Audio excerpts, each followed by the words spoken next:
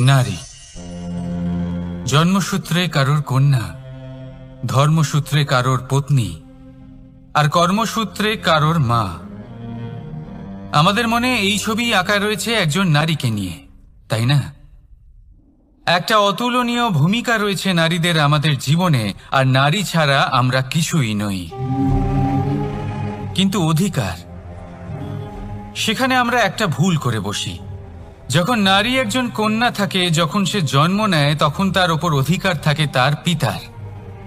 আর তারপর যখন বিয়ে হয়ে যায়, তখন তার অস্তিত্বের ওপর অধিকার থাকে তার স্বামীর। আর যখন তিনি মা হন, তখন নিজেই তিনি জীবনের সমস্ত অধিকার দিয়ে দেন তার সন্তানকে। কিন্তু আমরা কি কখনো এটা ভেবেছি এই জীবন হলো তার নিজের? যে নারী সবার কল্যাণ করছেন, তার জীবনের অধিকারও তার কাছেই থাকা উচিত, তাই না? তার নিজের জীবনের সিদ্ধান্ত সে নিজেই নিতে পারেন, নিজেই নিজের ভাগ্যের রচয়িতা হতে পারেন। আর এর জন্য আমাদের নিজেদের পাল্টাতে হবে, দৃষ্টিভঙ্গি পাল্টাতে হবে। কারণ এই ধারণা সেটা আজ বা কালকের ব্যাপার নয়, এটা ঘটে চলেছে বহু বছর ধরে, আর চলতেই থাকবে যদি আমরা এটা না বদলাই। আর এটা তখনই সম্ভব হবে যখন আমরা নিজেদের মধ্যে পরিবর্তন আনব। তাই আজকের পর থেকে, এই মুহূর্ত থেকে, কোনো নারীর ওপর অকারণ অধিকার স্থাপনের আগে সহস্রবার ভেবে দেখবেন। কারণ যখন নারী নিজের অধিকার কেড়ে নিতে বাধ্য হবেন, তখন শুধু এবং শুধুমাত্র বিনাশই ঘটবে। রাধা রাধা।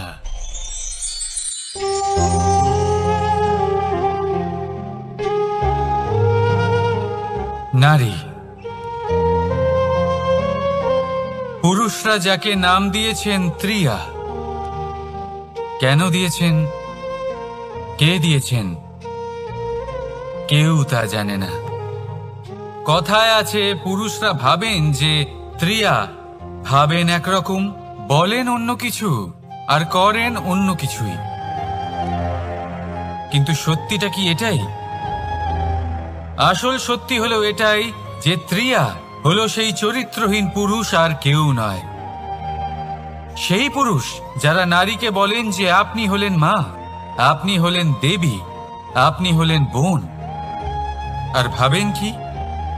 ভাবেন যে এই নারী হলো আমাদের পায়ের ধুলো, আর কিচ্ছু নয়। আর কি করেন? ওনাদের মাথায়, ওনাদের খোপায় মালা পরিয়ে দিয়ে ভাবেন যে ওনারা হলেন তাদের পায়ের ধুলোর সমান। একজন নারীর সম্মান ভঙ্গ করেন, তাদের দাসী মনে করেন। ভুলবেন না, যত্র নারী আস্ত পূজ্যন্তে রমন্তে তত্র দেবতা। অর্থাৎ যেখানে নারীকে পুজো করা হয়, সেখানে ঈশ্বর বাস করেন। আর যেখানে নারীকে অপমান করা হয়, সেখানে ঈশ্বর এবং ভাগ্য এই দুই রুষ্ট হয়। মনে রাখবেন, যদি নারী কল্যাণকারী হতে পারেন, তাহলে নারী মহাচণ্ডী রূপও ধারণ করতে পারেন। যদি একজন নারী মাতা হয়ে জন্মদান করতে পারেন, তাহলে নারী মৃত্যু হয়ে বিনাশও করতে পারেন। যেখানে নারী অপমানিত হবেন, সেখানে মহান ভারতও মহাভারতের পথে অগ্রসর হতে পারে।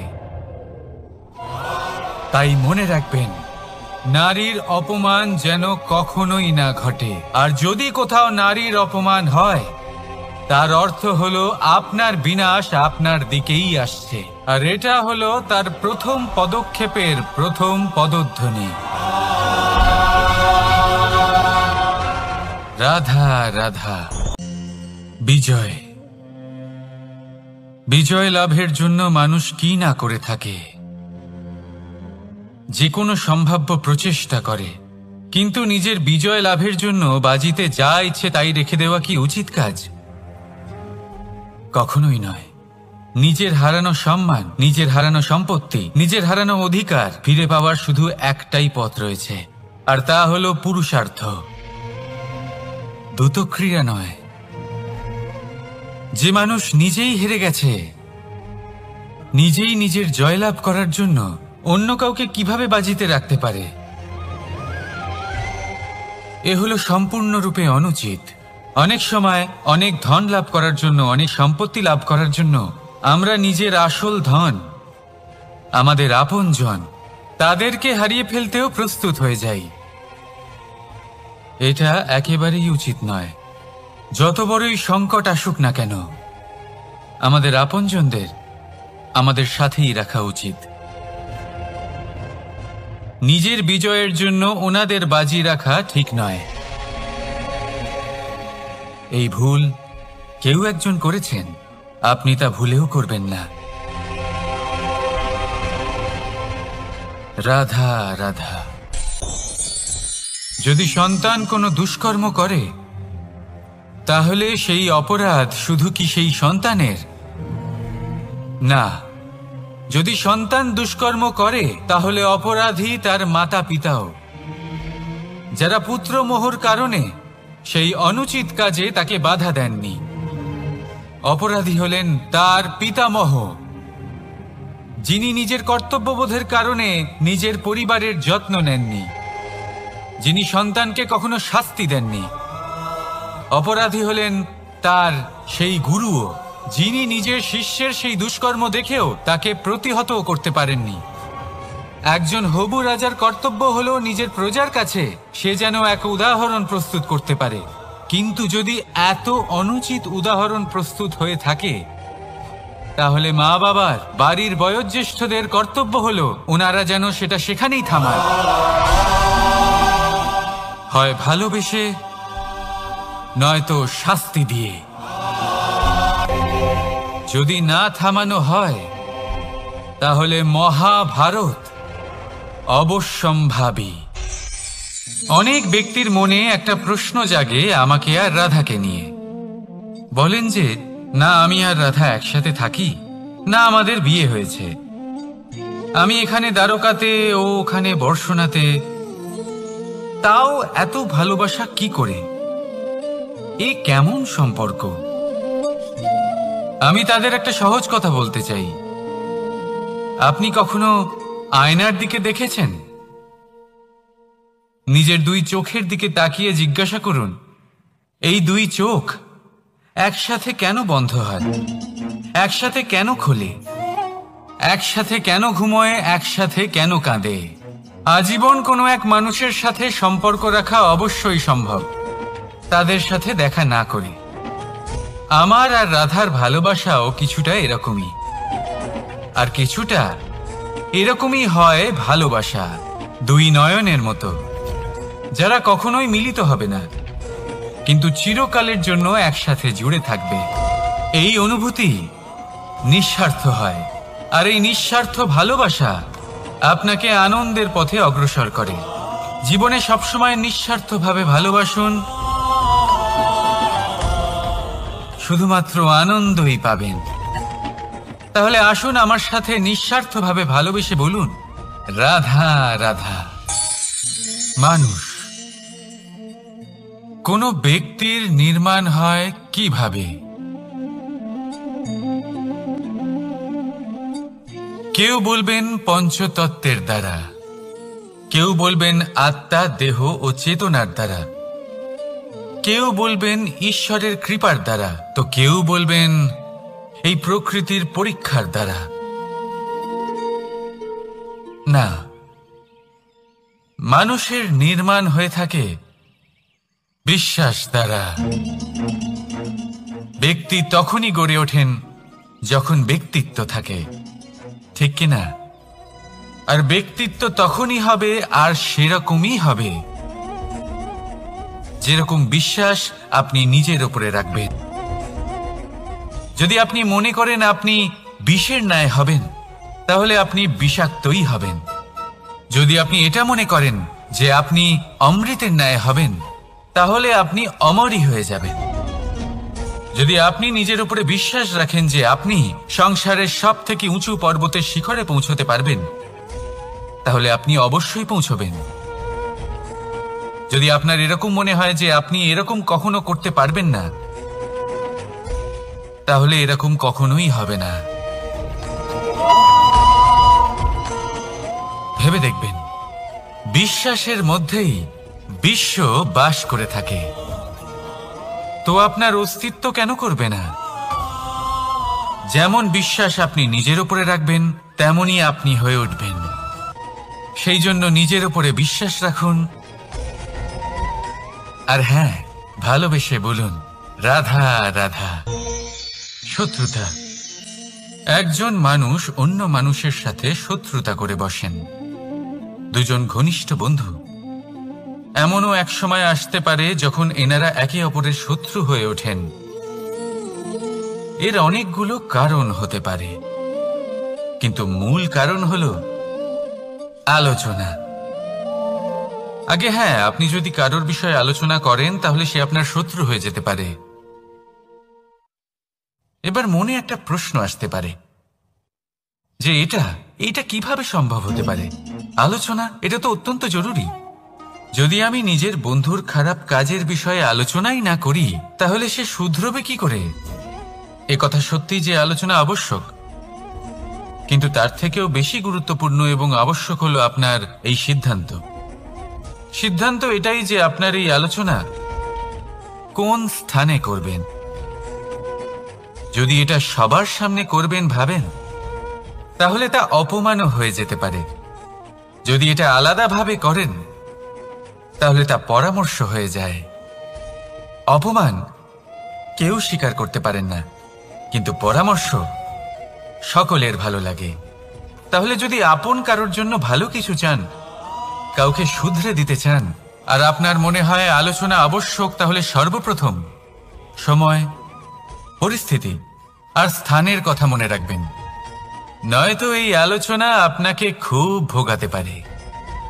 তাহলে আসুন আমার সাথে ভালোবেসে বলুন রাধা রাধা। আপনার জীবনেও কি সমস্যা রয়েছে? অবশ্যই থাকবে। প্রত্যেকের জীবনেই সমস্যা থাকে।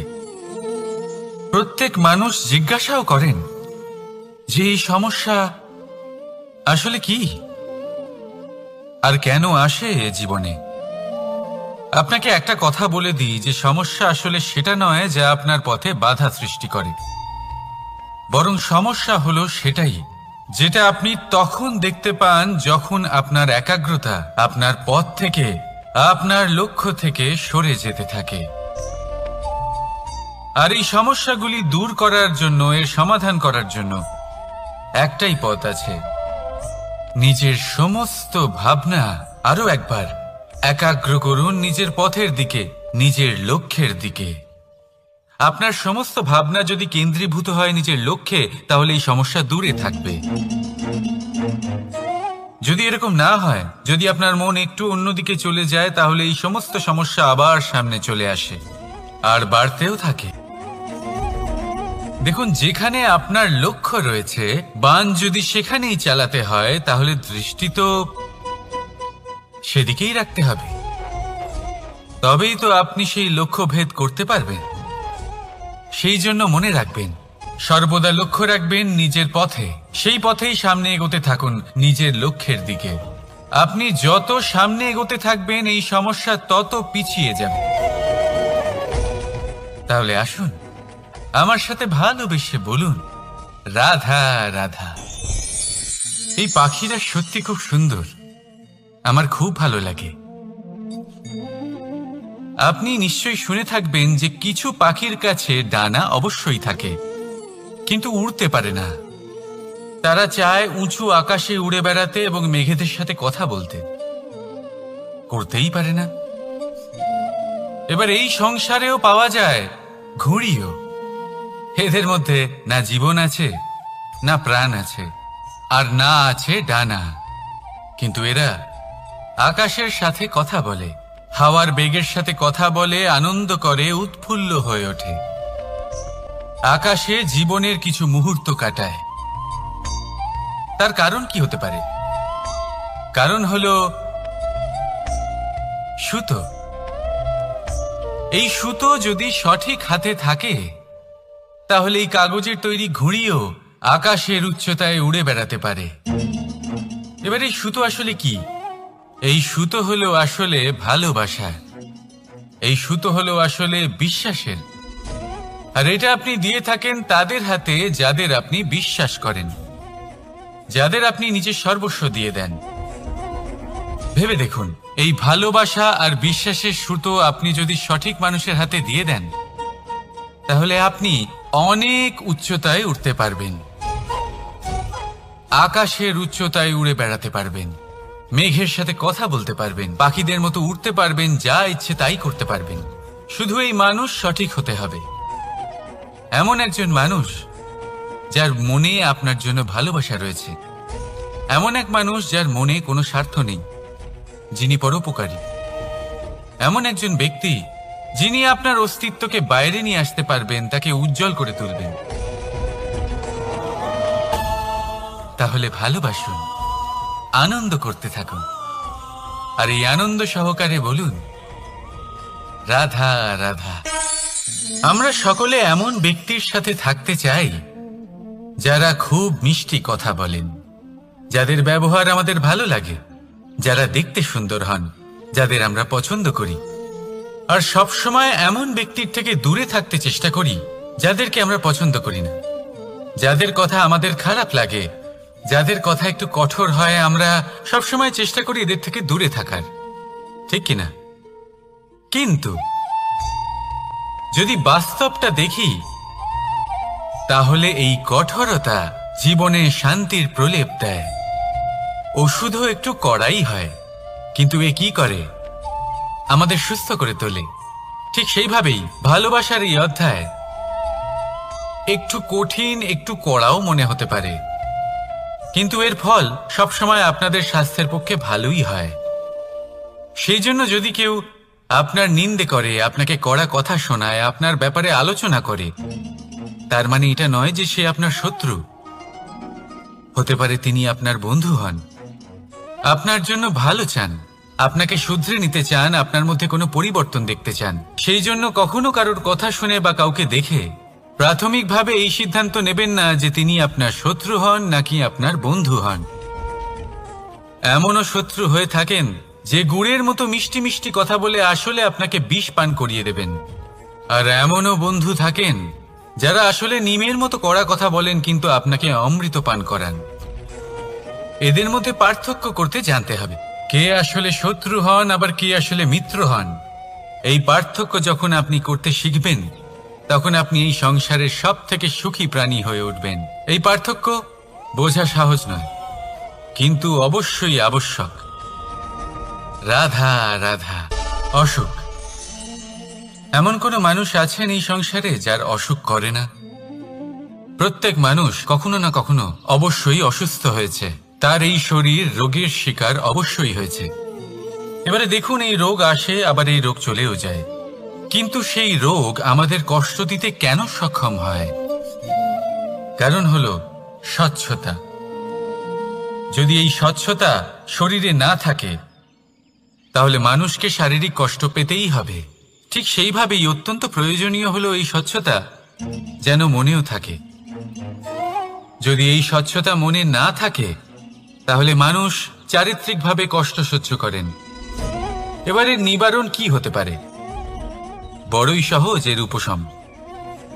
যদি রোগ শরীরে হয়, তাহলে সর্বপ্রথম স্বচ্ছতা বজায় রাখতে শিখুন, এই শরীরকে পরিষ্কার রাখতে শিখুন। বিচক্ষণতার সাথে এই রোগের সম্মুখীন হন, ভয় পাওয়ার কোনো দরকার নেই। ব্যায়াম করতে থাকুন, সব ঠিক হয়ে যাবে। সেইভাবেই যদি এই অসুখ মনে হয়, তাহলে কি করা যায়? সর্বপ্রথম তার আধারের উপরে নজর দিন। আপনার এই আধারই হলো আপনার আহার। যা আপনি আহার করবেন, সেরকমই মানুষ হয়ে উঠবেন। সেইভাবেই আপনি যেরকম ভাবেন, সেরকমই মানুষ হয়ে উঠবেন। সেই জন্য নিজের ভাবনাকে শুভ করুন, নিজের দৃষ্টিভঙ্গিকে শুভ করে তুলুন, সবকিছু সঠিক হবে।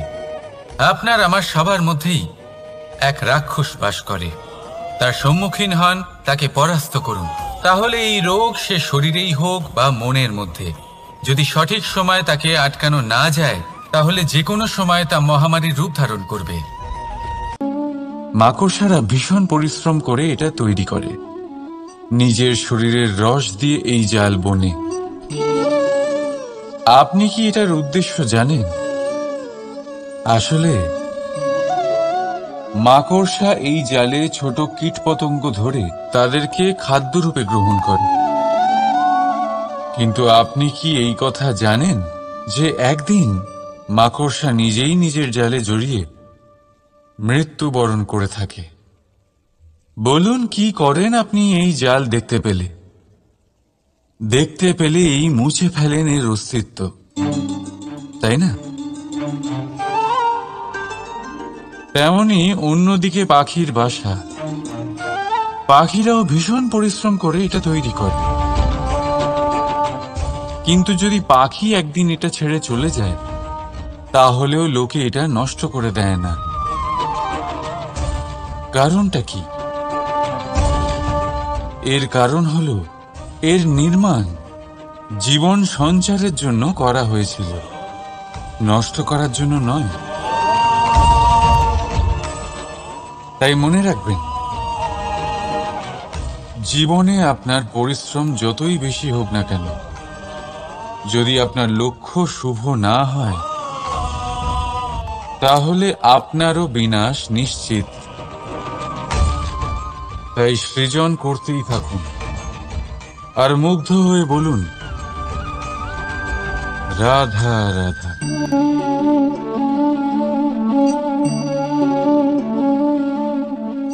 আপনার কি মনে হয় আমি কি করছি? আপনি বলবেন আমি প্রদীপ জ্বালাচ্ছি। সঠিক। কিন্তু প্রশ্ন হচ্ছে যে আমি কি আপনাকে বলেছি যে একে প্রদীপ বলা হয়? না।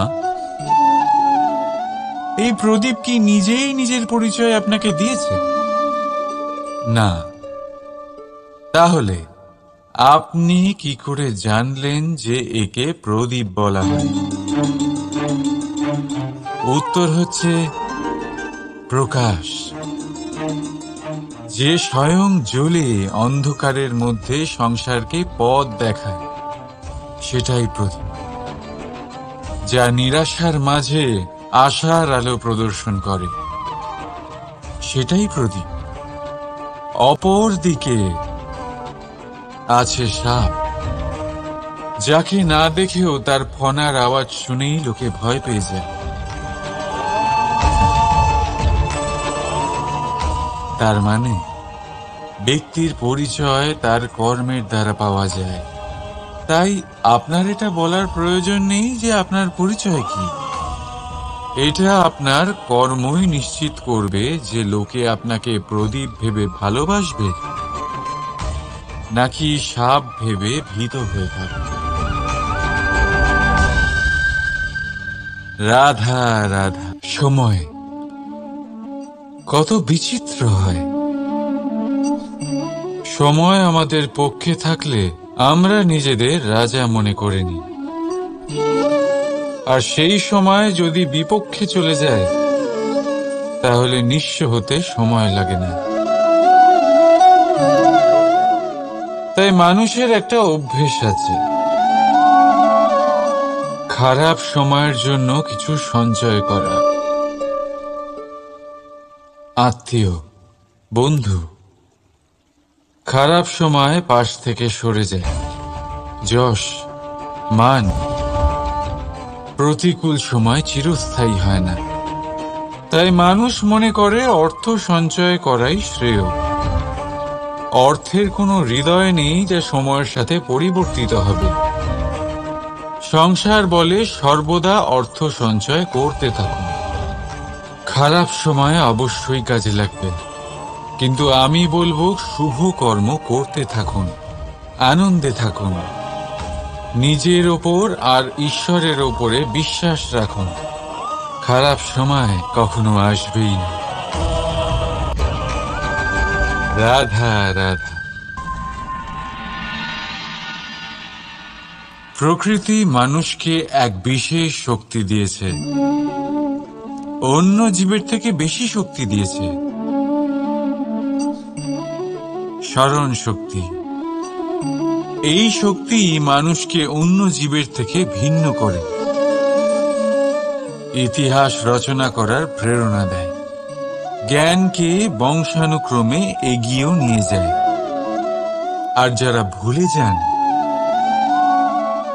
অধিকাংশ সময় তারা উপহাস আর দয়ার পাত্র হয়ে যান। কিন্তু এটাই কি প্রকৃত রূপে সত্য? না। এই স্মরণ শক্তি মানুষের বিকাশে সব থেকে বড় বাধা হয়ে দাঁড়ায়। তার মনকে দূষিত করে দেয়। খারাপ অভিজ্ঞতা, কারোর করা বিশ্বাসঘাতকতা, কারোর কটাক্ষ বেশিরভাগ মানুষই ভুলতে পারেন না, আর তারপর প্রতিশোধ নিতে উদ্যত হন। প্রথমে সময় নষ্ট করেন প্রতিশোধের প্রস্তুতিতে, আর তারপর সময় নষ্ট করেন প্রতিশোধ নেওয়ার সুযোগ খুঁজতে। যদি সন্তুষ্টি পেতে চান, যদি জীবনে আনন্দ পেতে চান, তাহলে স্মরণ শক্তির সদ্ব্যবহার করুন। নিজের স্মরণ শক্তিকে চালনা করুন শুধুমাত্র ভালো কথা আর ভালো স্মৃতির দিকে। জীবনে আনন্দ পাবেন। রাধা রাধা। মানুষ নিজের পরিবারের জন্য কত কিছুই না করে। দিন রাত পরিশ্রম করতে থাকে যাতে তার পরিবারের প্রয়োজন পূরণের জন্য অর্থ রোজগার করতে পারে। কিন্তু শুধু অর্থ রোজগার করাটাই কি যথেষ্ট? আপনি বলবেন, হ্যাঁ নিশ্চয়ই, অর্থ দিয়ে সব কিছু পাওয়া যায়। বিদ্যা পাওয়া যায়, বাড়ি পাওয়া যায়, ওষুধ পাওয়া যায়, আর কত কিছুই না পাওয়া যায়। এইসব একটা পর্যায় পর্যন্ত সঠিক, কিন্তু একটু মন দিয়ে ভেবে দেখুন, যখন কোনো শিশু অসুস্থ হয়ে পড়ে তখন সে ওই তিক্ত ওষুধ কেন খেয়ে নেয়? এই জন্য কারণ ওর পিতা সেই ওষুধ অর্থ দিয়ে কিনেছে? না, বরং এই জন্য কারণ তার পিতা যে তার সামনে দাঁড়িয়ে, তার উপরে তার বিশ্বাস আছে। বিশ্বাস আছে যে উনি তার কিচ্ছু হতে দেবেন না। এই বিশ্বাস, এই সংস্কার, এই শিক্ষা কখনো অর্থ দিয়ে পাওয়া যায় না। এটা পাওয়া যায় সেই সময় থেকে যা মাতা পিতা তাদের সন্তানের সাথে কাটিয়েছেন। তাই জীবনে অর্থ অবশ্যই উপার্জন করুন, কিন্তু নিজের পরিবারকেও সময় দিন। আনন্দ পাবেন। রাধা রাধা। বিরোধিতা এমন এক শব্দ যা শুনে আমরা সবাই ভয় পেতে থাকি। যদি কেউ আমাদের বিরোধিতা করে তা আমাদের সহ্য হয় না।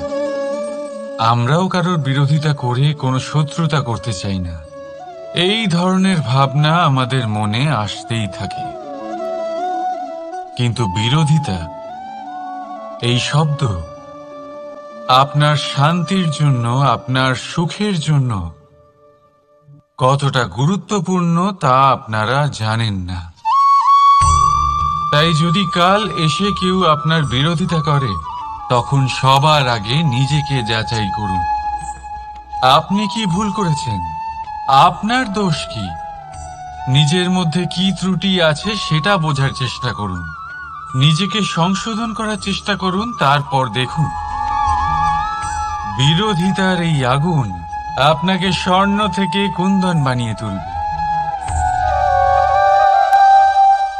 বলা হয় এই সংসারে খারাপ বেড়েই চলেছে, কিন্তু তার কারণ এ নয় যে খারাপ মানুষ বেড়ে চলেছে। তার কারণ হলো যে ভালো মানুষ, যাদের ভালো চিন্তা, ভালো বিচারধারা আছে, তারা খারাপের বিরোধিতা করতে পারে না। যদি আপনার সম্মুখে কোনো খারাপ কর্ম হয়, তাহলে তার বিরোধিতা করতে সংকোচ করবেন না, কারণ বিরোধিতার এই আগুন মন্দকে পিছুপা হতে অবশ্যই বাধ্য করে। রাধা রাধা। বিশ্বাস,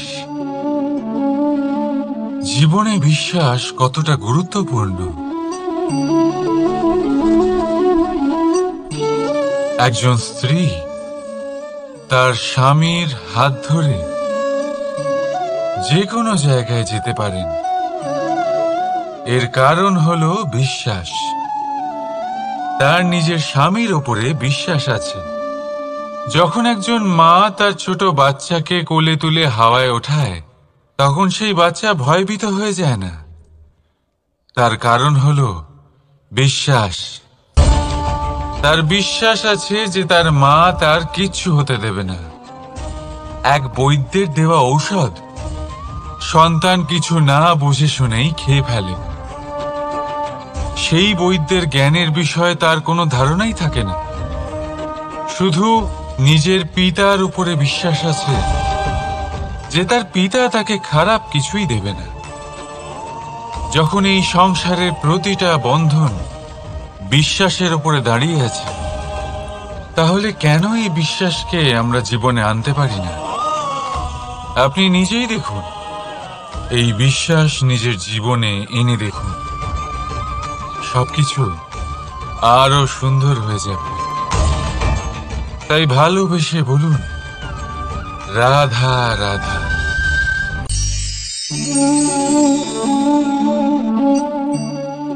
অহংকার, এই শব্দটা সবাই শুনেছেন। বহু মানুষকে আপনি এটা বলতে শুনেছেন যে ওই ব্যক্তির অহংকার আছে, ওই মানুষটির ক্ষমতার অহংকার আছে, ওই ব্যক্তির নিজের রূপ নিয়ে অহংকার আছে, ওই ব্যক্তির নিজের অর্থের অহংকার আছে, ইত্যাদি ইত্যাদি।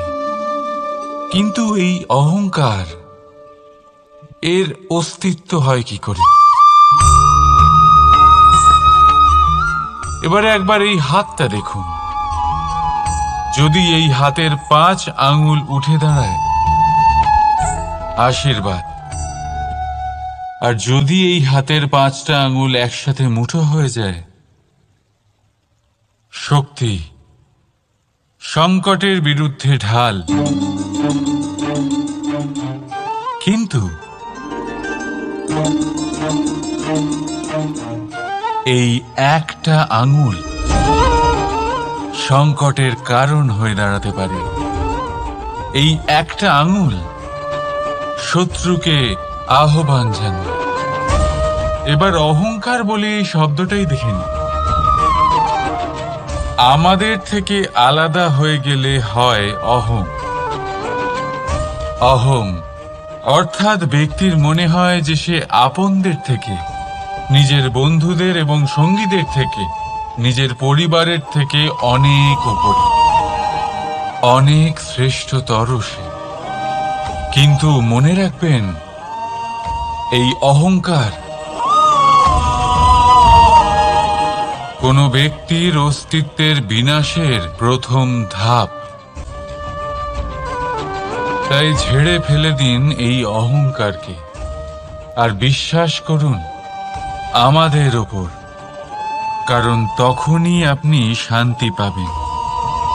আর সেই শান্তির সাথে বলে উঠবেন, রাধা রাধা।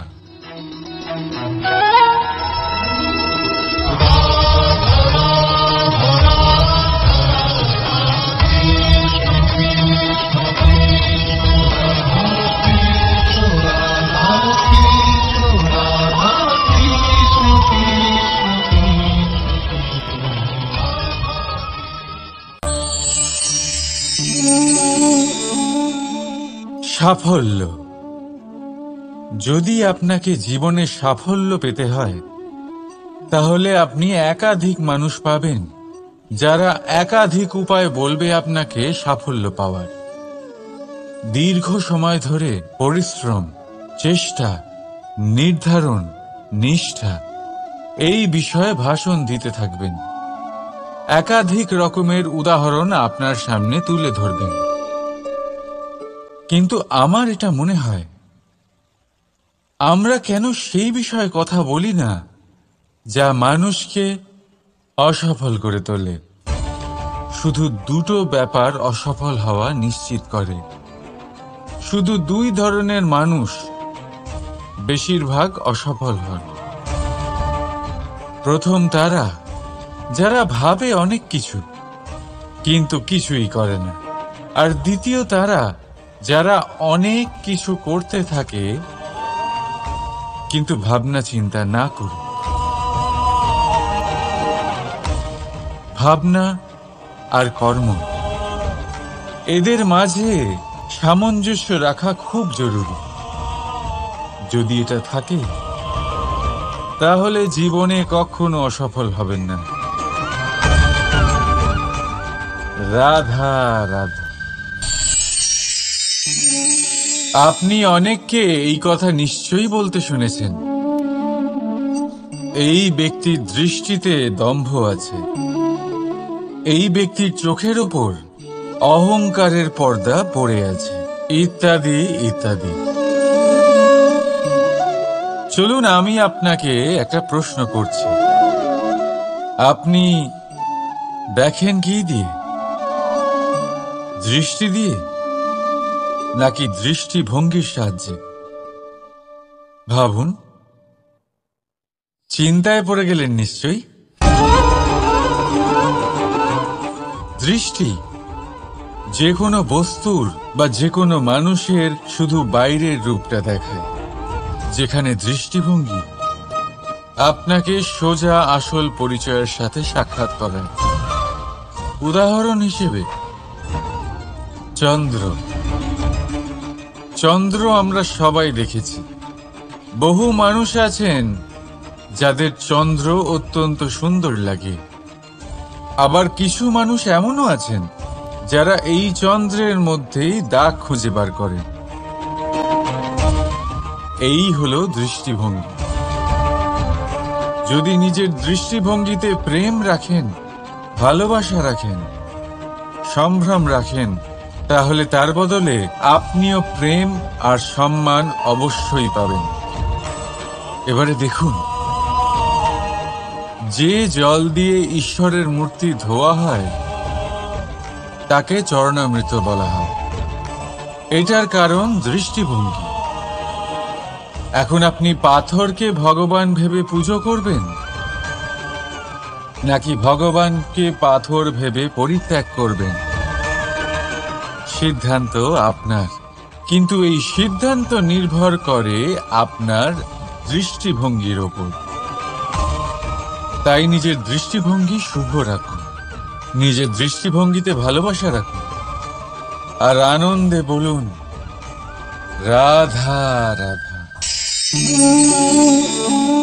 বড় বড় রাজমহলের বড় বড় ইমারতের চূড়া কত সুন্দর হয়, কিন্তু আপনি কি কখনো এই বিষয়ে ভেবেছেন যে এই সুন্দর চূড়ায় পৌঁছতে গেলে আপনাকে পৃথিবীতে পা ফেলতেই হবে? সেই সুন্দর চূড়ায় পৌঁছে দীপ্তি পাওয়ার জন্য আপনাকে একটা কঠিন পথ অবলম্বন করতেই হবে। যদি আপনি কোনো কঠিন পথে না গিয়ে এই পৃথিবীর সাহায্য ছাড়াই শুধু উচ্চতার দিকে অগ্রসর হতে থাকেন, তাহলে সর্বদা অসফল হবেন। সেই জন্য নিজের স্বপ্ন পূরণের এই যাত্রাতে নিজের পথ কখনোই হারাবেন না, নিজের পথ থেকে সরবেন না। যদি এমন করেন তাহলে তো আপনার স্বপ্ন পূরণ হবেই না, তার সাথে আপনি নিজের পথও হারাবেন। রাধা রাধা।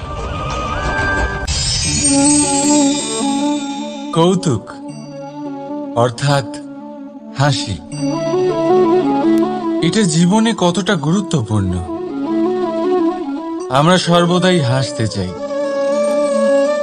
আমরা সর্বদা অন্যের মুখে এই হাসি দেখতে চাই। কিন্তু এই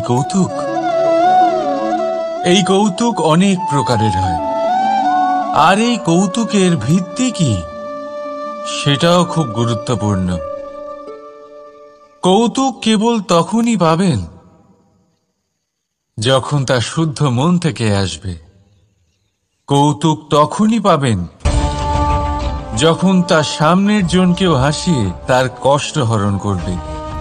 এবারে যদি কৌতুক হিংসার থেকে বেরোয়,